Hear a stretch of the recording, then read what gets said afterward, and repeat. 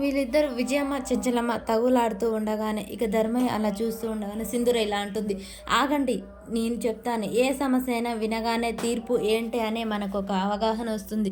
కానీ ఇది బంధుత్వాలకు సంబంధించిన విషయం, పుట్టినింటికి మెట్టినింటికి సంబంధించిన విషయం. కాబట్టి ఈ విషయాన్ని అంత ఈజీగా తీర్పు చెప్పడానికి వీల్లేదు.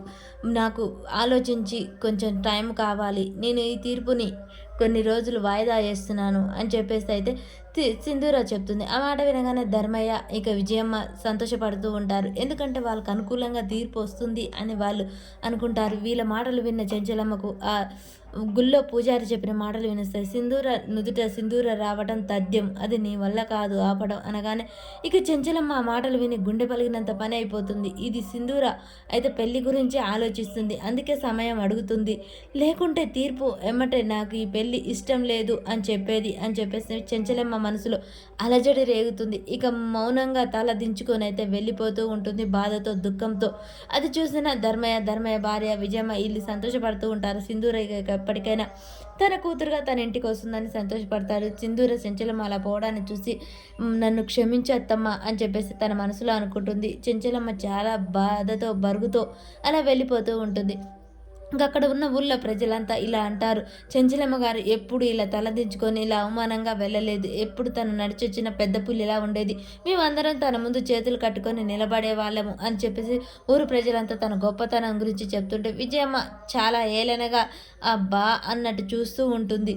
చూడు ధర్మయ్య, మా చెంచలమ్మ గారికి రేపు తీర్పులో ఏదన్నా అన్యాయం జరిగినట్టు వచ్చిందో ఇక మీ పట్ల ఎవ్వరు మాట్లాడరు, మీని వెలివేసినట్టు అవుతుంది, అర్థమవుతుందా అని చెప్పేసి వాళ్ళు వెళ్ళిపోతారు.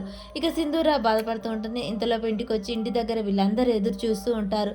ఇక చెంచలమ్మ అయితే చాలా కొడుకు చనిపోయిన రోజు కూడా అంత బాధపడలేదు. కోడలు విషయంలో అంతకంటే ఎక్కువ బాధను అనుభవిస్తూ ఇంటికైతే వస్తూ ఉంటుంది. ఇంట్లో వాళ్ళంతా ఏం చెప్పుంటుందో తీర్పు, సింధూర ఇంకా రాలేదేంటి అని చెప్పాను. బాబాయ్ అక్కడ ఏం జరుగుంటుంది అని చెప్పేసి చంటి అడుగుతూ ఉంటాను. నాకేం తెలుసురా, నేను కూడా ఇక్కడే ఉన్నాను కదా అని చక్రం అంటారు.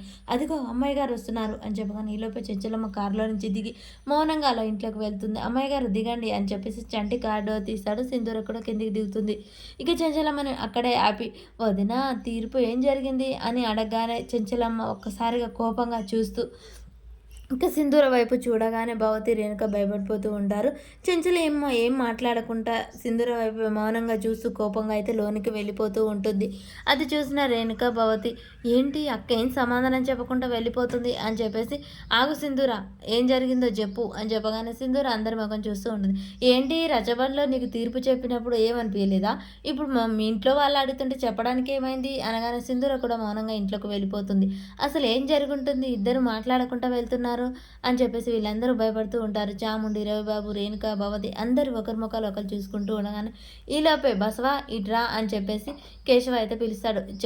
చెప్పండి అయ్య గారు, అసలు అక్కడ రచ్చబండ దగ్గర ఏం జరిగిందిరా అని చెప్పగానే బసవ అక్కడ జరిగింది మొత్తం చెప్తాడు. అలా జరిగింది అయ్య గారు, ఇదంతా విజయమ్మ కావాలనే ఇలా చేసింది అని చెప్పేసి రెట్టింపు చెప్తాడు. అది విన్న రేణుక, భవతి అందరూ షాక్ అయి చూస్తూ ఉంటారు. ఇక మరి లాస్ట్కు సింధూరమ్మ గారు అయితే ఇలా అన్నారు, కొంచెం టైం కావాలి అని చెప్పేసి అడిగారు. అది విన్న మన అమ్మగారు గుండె పలిగేలా ఇంటికి వచ్చారు అని చెప్పగానే అమ్మగారు ఈ విషయంలో చాలా బాధపడుతున్నారయ్యా అని చెప్పేసి అంటుంది. చెంచలమ్మ లోపట మౌనంగా కూర్చుంటుంది. మరి సింధూర వెళ్ళి అసలు ఎందుకు సమయం అడిగింది అనే విషయం చెప్తుందా చెంచలమ్మకు? ఇక లేకపోతే చెంచలమ్మ అసలు సింధూరతో మాట్లాడడమే మానేస్తుందా? ఏం జరుగుతుంది అనేది మనకు నెక్స్ట్ వీడియోలో తెలుస్తుంది.